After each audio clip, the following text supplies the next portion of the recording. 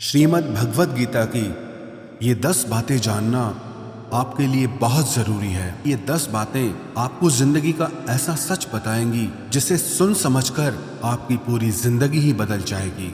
जो भी व्यक्ति इन 10 बातों को ठीक से समझ लेगा उसे अपनी हर परेशानी का हल मिल जाएगा। उसे वो सब कुछ मिलेगा जो वो जिंदगी में पाना चाहता है। श्रीमद् भगवद गीता का सबसे पहला उपदेश ये है कि अपनी जिंदगी में किसी को भी अपनी जिंदगी जीने की वजह ना बनाए। आपकी जिंदगी जीने की वजह सिर्फ आप और आपकी खुशियां होनी चाहिए। जब आप किसी और के लिए जीने लगते हैं तो आपकी खुशियां, आपका दुख, सब कुछ उस पर डिपेंड होके रह जाता है। एक बात याद रखना, जो इंसान अपनी जिंदगी में खुद से भी ज्यादा दूसरों को वैल्यू दे देता है उसे अंत में दुख, दर्द, निराशा के अलावा और कुछ नहीं मिलता। ये दुनिया बहुत अजीब है। यहाँ लोग पल पल में बदल जाते हैं। सबसे प्यारा दोस्त कब दुश्मन बन जाए पता ही नहीं चलता। जिसके साथ जीने मरने की कस्में खाई होती हैं ये भी गारंटी नहीं होता कि अगले पल तक भी उसका साथ रहेगा या नहीं रहेगा। यहाँ लोगों के वादों का, कस्मों का आप कभी भरोसा नहीं कर सकते। जिन लोगों को आप जन्म जन्म का साथी मान के बैठ जाते हैं वो लोग कभी भी हमारा साथ छोड़ के चले जाते हैं। जिनके लिए आप ये सोचते हैं कि वो आपको हर सुख दुख में काम आएगा, हर मुश्किल घड़ी में आपके साथ खड़ा हो जाएगा, लेकिन जब सच में बुरा वक्त आता है तो आप अकेले खड़े नजर आते हैं। कोई आपके साथ खड़ा नहीं होता। आपकी मुश्किलें, आपकी तकलीफें सबसे आपको खुद ही लड़ना होता है। एक बात कहूं, इस दुनिया का अपनापन सिर्फ बातों तक ही सच होता है। जब वास्तविकता से आपका सामना होगा तब आपको पता चलेगा कि यहाँ आपके सिवा और कोई भी आपका अपना नहीं है। इसलिए जिंदगी में किसी को भी अपने जीने की वजह कभी मत बनाना और ये वहम मन में कभी मत रखना कि ये इंसान मेरे को दुख में काम आएगा, मुश्किल में काम आएगा। याद रखना, जब भी कठिन समय आएगा तो उससे आपको खुद ही लड़ना होगा। अपनी मुश्किलों से आपको खुद ही बाहर निकलना होगा। श्रीमद् भगवद गीता का दूसरा उपदेश यह है कि अपने दिल के गहरे राज, अपनी कमजोरियां कभी किसी को नहीं बतानी चाहिए। जब आप किसी पे भरोसा करके अपने मन के गहरे राज, अपने अंदर की कमजोरियां लोगों को बता देते हैं तो वही लोग एक दिन आपकी कमजोरियों का फायदा उठाते हैं, आपके राज दुनिया को बताते हैं। याद रखना, आपका राज सिर्फ तब तक ही राज रहता है जब तक वो सिर्फ आपको पता है। जैसे ही आप किसी और को बता देते हैं फिर वो आपका नहीं रहता।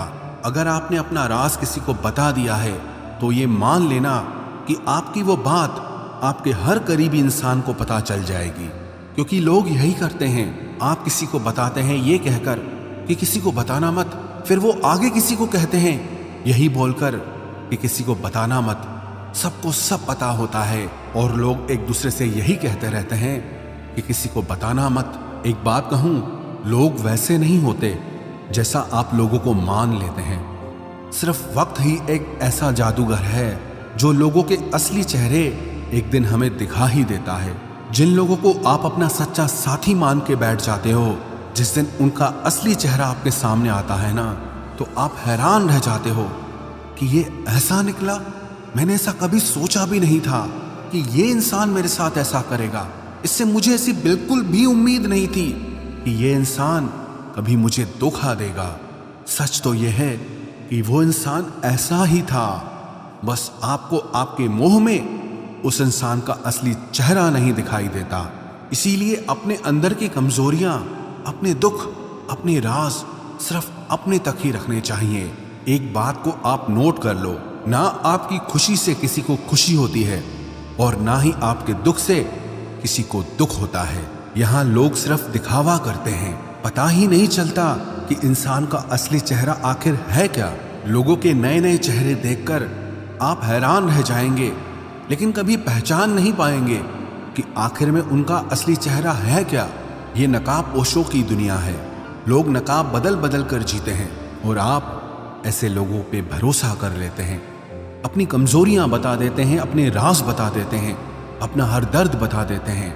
तो गीता का दूसरा उपदेश यह है कि अपने मन की कमजोरियां, अपने राज, अपना दर्द कभी किसी को नहीं बताना चाहिए।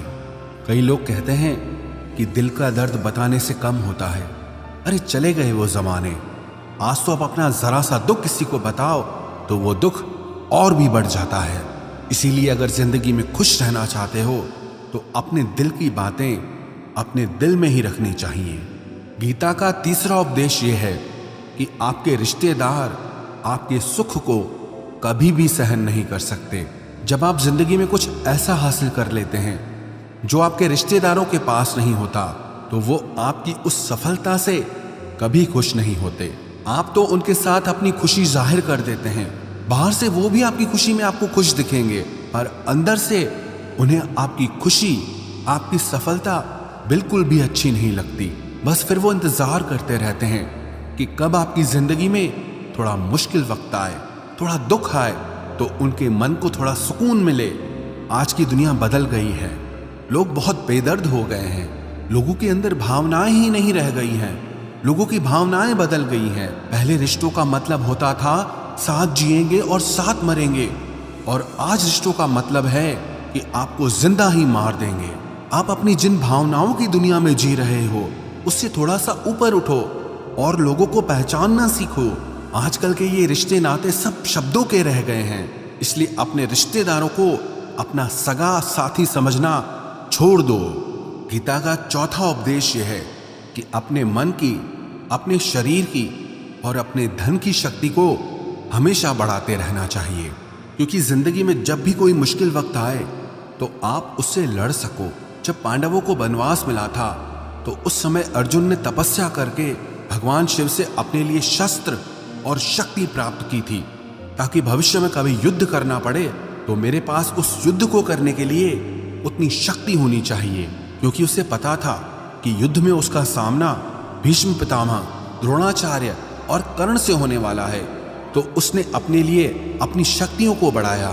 इसीलिए याद रखना, संकट के समय सिर्फ और सिर्फ आपकी हिम्मत, आपके शरीर, आपके धन और आपके मन की ताकत ही काम आएगी। जो लोग दूसरों के भरोसे पड़े रहते हैं वो हमेशा रोते रहते हैं, क्योंकि लोग तो कभी भी बदल जाते हैं। कभी कोई किसी का भरोसा नहीं निभा सकता। ऐसे लोग मुश्किल वक्त में, मुसीबत के समय अकेले रह जाते हैं। इसीलिए दूसरों से उम्मीद लगाना छोड़ दो। आप अपने शरीर की, अपने धन की और अपने मन की शक्ति को हर दिन बढ़ाते रहिए, ताकि जिंदगी में कैसा भी वक्त आए आप उसे आसानी से पार कर जाएं। गीता का पांचवा उपदेश ये है कि दुष्ट इंसान को कभी दूसरा मौका नहीं देना चाहिए, चाहे वो आपका कितना ही सगा क्यों ना हो, कितना ही करीबी क्यों ना हो। युधिष्ठिर ने दुर्योधन की गलतियों के लिए उसे बार बार माफ किया, उसे बार बार मौका दिया कि जैसा भी है तो मेरा भाई। लेकिन दुर्योधन ने उसे बार बार नुकसान पहुंचाया। पांडवों को धोखे से मारने की कोशिश की, धोखे से उसका सारा राज्य हड़प कर लिया, पांडवों को वनवास में भेज दिया। अगर युधिष्ठिर ने उस दुष्ट दुर्योधन पे इतनी दया नहीं दिखाई होती तो उनको इतने बुरे वक्त का सामना नहीं करना पड़ता। इसीलिए अगर किसी दुष्ट इंसान को, जो आपको एक बार चोट पहुंचा चुका है, और अगर आप उसे दूसरा मौका दे रहे हैं तो ये उसकी नहीं, आपकी गलती मानी जाएगी। उसका जो भी परिणाम निकलेगा उसका पूरा दोष सिर्फ आपका है, उसका नहीं। जब कोई एक बार आपको अपनी औकात दिखा दे, अपनी फितरत दिखा दे, अपना असली चेहरा दिखा दे, तो उस पर दोबारा कभी भरोसा नहीं करना चाहिए। वो कहते हैं ना, once is a cheater always a cheater. जो आपको एक बार धोखा दे चुका है तो धोखा देना उसकी गलती नहीं, उसका स्वभाव बन चुका है। इसलिए दुष्ट इंसान को दोबारा मौका कभी नहीं देना चाहिए। गीता का छठा उपदेश यह है कि आज के ज़माने में किसी को भी उसकी भलाई की सलाह मत दो, क्योंकि आज भलाई की सलाह सबको चुभ जाती है। लोग आपको अपना हितैषी नहीं मानेंगे, बल्कि आपको नापसंद करने लगेंगे, क्योंकि कोई भी इंसान अपनी बुराई, अपनी कमी को सुन नहीं पाता है। आप तो लोगों की भलाई के लिए उन्हें सलाह देने लग जाते हैं। एक तो आज के युग में जब तक पूछा ना जाए किसी को भी सलाह नहीं देनी चाहिए। इस कलयुग में सब आधी खोपड़ी के लोग हैं, उन्हें कुछ समझ नहीं आता कि क्या सही है क्या गलत है। बस जो मन को अच्छा लगे वही सही है, बस जो मन को बुरा लगे वही गलत है। इसीलिए लोगों को सुधारने की कोशिश मत करो, करने दो लोगों को गलती, खुद गलती करेंगे, खुद ठोकर खाएंगे और खुद उन्हें अकल आएगी। आपकी भलाई इसी में है। जो जैसा कर रहा है या करना चाहता है उसे रोक टोक मत करो, उसे करने दो। जिंदगी उसे अपने आप सबक सिखाएगी। आप क्यों बुरे बनते हो? आप सिर्फ अपनी भलाई और बुराई के जिम्मेदार हैं, लोगों के नहीं। इसलिए अगर इस दुनिया में खुश रहना है ना, तो लोगों को उनके हाल पे ही छोड़ दो। गीता का 7वां उपदेश ये है कि आलसी स्वभाव का त्याग कर देना चाहिए। जब आप किसी काम को बाद पे टालते हैं तो आप उस काम को कभी नहीं करते। हर इंसान को ये अच्छे से पता होता है कि मेरे लिए क्या अच्छा है और क्या बुरा है, लेकिन सब कुछ जानने समझने के बाद भी लोग उसे करते ही नहीं हैं। अपनी हेल्थ की केयर सबसे ज्यादा जरूरी है, ये सबको पता होता है, लेकिन लोग उसे हमेशा कल पे टालते रहते हैं। या कुछ लोग 4 दिन जिम जाएंगे, योगा करेंगे, फिर छोड़ देंगे, क्योंकि मन ऐसा है वो कुछ करना ही नहीं चाहता। जब तक आप खुद को डिसिप्लिन नहीं करते तब तक जिंदगी में आपको कुछ भी हासिल नहीं होगा। अपने मन और शरीर को ज्यादा आराम देना आपसे आपका सब कुछ छीन लेगा। इसीलिए मन के इशारों पर नाचना छोड़ के वो करो जो आपके लिए सही है, नहीं तो मन आपको इतना आलसी बना देगा कि छोटे से छोटे काम के लिए भी आप यही कहोगे कि बाद में करेंगे। मैंने देखा है कई लोग बहुत टैलेंटेड होते हैं, उनके टैलेंट की वजह से उन्हें काम भी मिलता है, लेकिन इतने मन के आलसी होते हैं कि कभी कोई काम किसी भी क्लाइंट को टाइम पे करके नहीं देंगे, और टैलेंट होते हुए भी अपना सारा काम लटका के रखते हैं। इससे धीरे धीरे लोग उन्हें काम देना ही छोड़ देते हैं। इसलिए किसी बात को सिर्फ समझ लेना काफी नहीं होता, सिर्फ सीख लेना काफी नहीं होता, बल्कि उसे लगातार करते रहना बहुत जरूरी होता है। ये जरूरी नहीं है कि आपको क्या क्या आता है, बल्कि ये जरूरी है कि आप क्या करते हैं। गीता का 8वां उपदेश ये है कि आपका बेस्ट फ्रेंड ही सबसे ज्यादा नालायक होता है। आपकी जिंदगी खराब करने में सबसे बड़ा हाथ अधिकतर आपके बेस्ट फ्रेंड का ही होता है, जिसे आप अपना बेस्ट फ्रेंड समझकर अपनी जिंदगी का हर फैसला उससे पूछ कर लेते हैं, उसी की बुद्धि से चलते हैं। सबसे ज्यादा बर्बादी आपकी वही करता है।